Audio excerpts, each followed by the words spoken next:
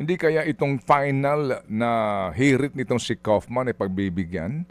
Considering po na sinasabi nga niya na may mga bagong informasyon tungkol nga dito sa kanyang fitness, no? At dahilan nga para sa hirit na pansamantalang palayain muna natin siya. Oo, doon sa lugar na maaring may control, ano, ang ICC, kasi nga wala na siyang threat. Hindi niya na maaring takutin yung mga testigo dito kasi nga sa kanyang physical and mental condition. Ano hong inyong masasabi doon? Well, posible yan, of course. Ang ICC, they will look at the facts and the law.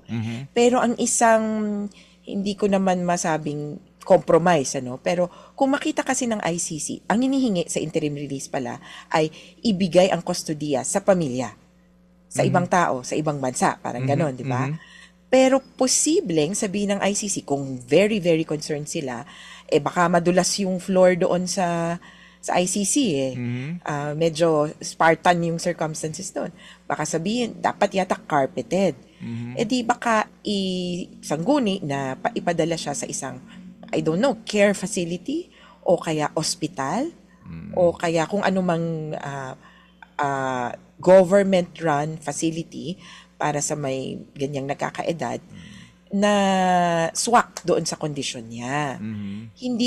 Baka hindi solusyon na ibigay siya or ipalabas siya at isulit sa mga kapamilya kasi baka lalong hindi rin maalagaan.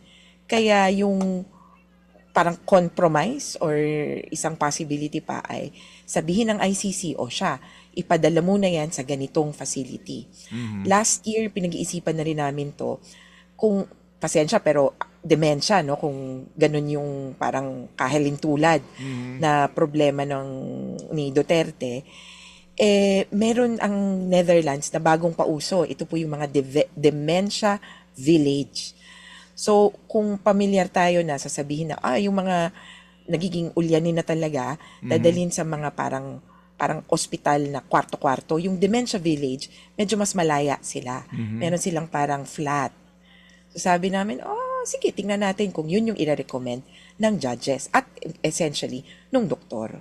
Mga kapatid, patuloy po kayong tumutok sa 105.9 True FM para sa totoong balita, impormasyon, music and entertainment. Mag-subscribe sa aming YouTube channel at podcast at sundan nyo kami sa Facebook, Instagram, X at TikTok sa True Network PH. Bisitahin din po ang aming official website, truefm.ph.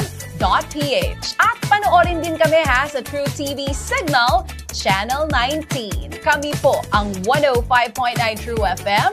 Laging true sa'yo, kapatid.